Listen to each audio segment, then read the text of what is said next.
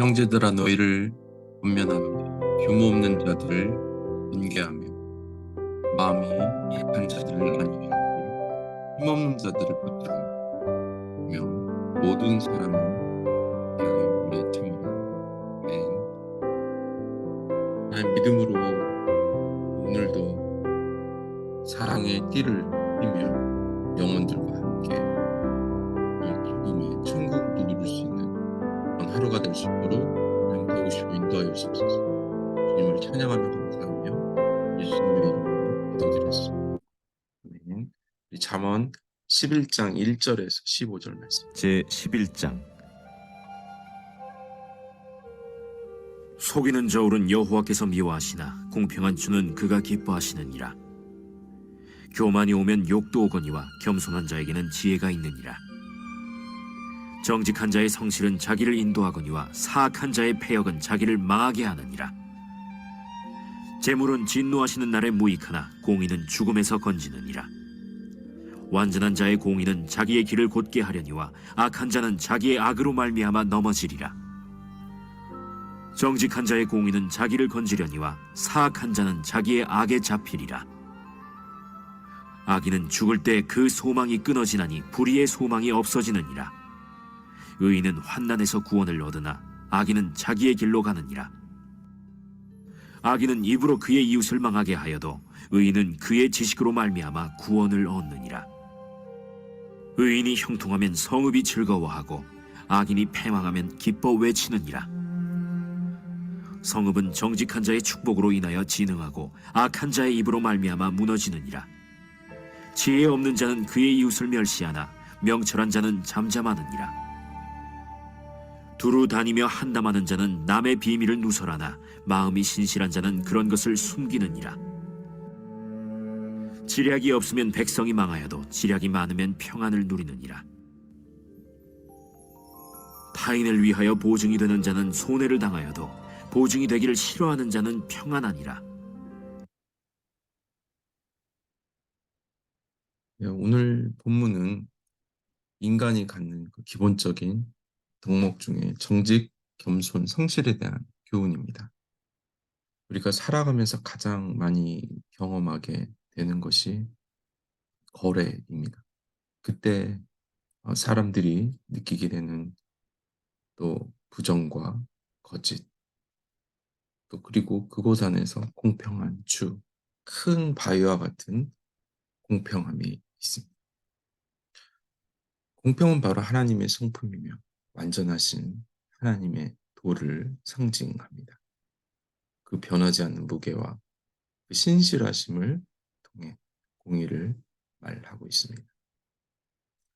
하나님은 눈에 보이는 것들, 속일 수 있는 것들, 거래하는 것, 그것에 멈춰 있는 것이 아니라 영적인 것까지도 세밀하게 관찰할 수 있는 분입니다.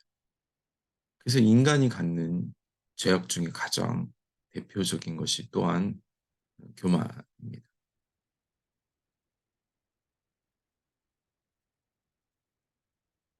이 교만을 통해 우리가 겸손을 잃어버리게 되는데, 겸손과 지혜는 하늘로부터 내려오는 성품입니다.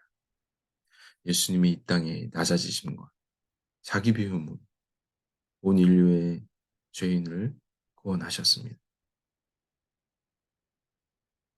하나님의 공평한 성품과 교만이 우리에게 힘이 되고 능력이 될 수 있도록 늘 그 하나님 하늘의 지혜를 우리가 붙들어야 합니다.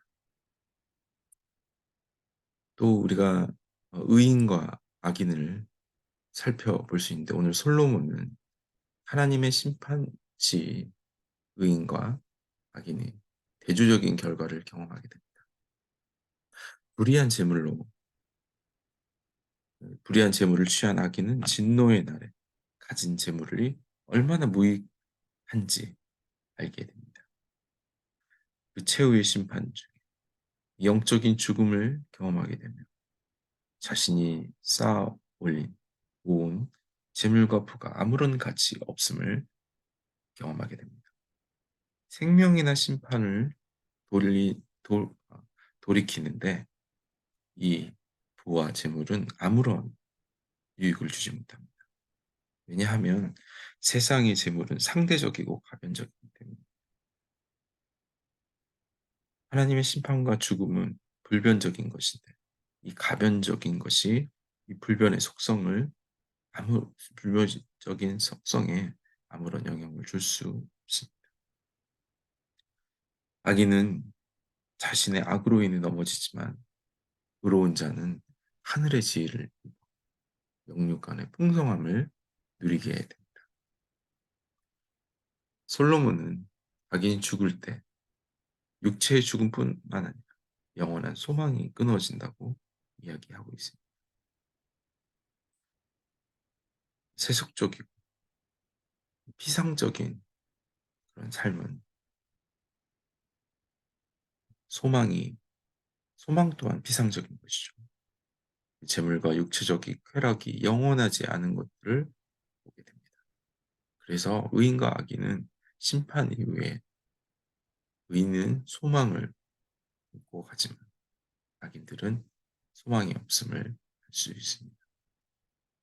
우리 구절에서 의인은 지식으로 구원을 얻는다고 했습니다.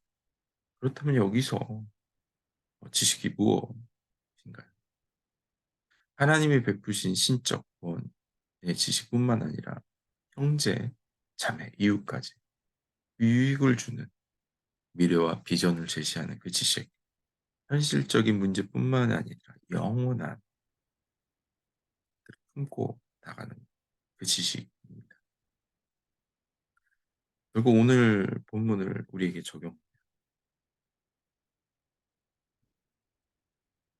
우리가 하나님의 그 공의 앞에 하나님이 주신 우리에게 교만이 드러나지 않게 겸손으로 정직하고 성실함으로 나아가야 합니다. 그러면서 후반절에 이제 우리의 입의 말의 영향력을 설명하고 있습니다.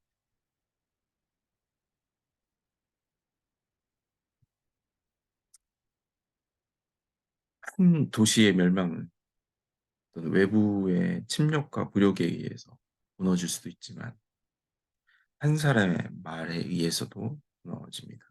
영적으로 보면 오늘 하나님의 공의와 정의와 성실이 우리의 입술로 우리 입술의 영향력을 통해 그 모든 것들을 실수하지 않으려고 경계해야 하는 것입니다. 우리가 때로는 한순간 내뱉은 말이 주는 영향력에 대해서 생각해야 합니다. 어떤 이들은 두 개의 혀를 갖고 이중적인 언어를 사용해야 하는데 이것들을 주의해야 합니다. 그래서 우리가 깊이 생각하면 우리 지혜로운 침묵은 자신뿐만 아니라 다른 사람을 지키는 데도 유익합니다. 우리를 살리는 그 소망의 언어, 그 진실함, 하나님의 성품의 공의가 오늘 우리 하루 살아가면서 하나님께서 우리에게 채워주시고 인도해 주시고 그렇게 하나님의 일을 나아가기. 하나님 영원히 변하지 않는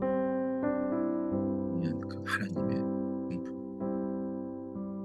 우리에게 보여주신 예수님의 성실하심, 온전히 일어날 수 있는 구원의 일을 품고 나아갈 수 있는 특별히 말을 함부로 하는 비밀을 누설하고 험담하는 모든 것들을 영혼과 공동체를 품고 나아갈 수 있는 은혜를 받을 수 있도록 도와주시옵소서.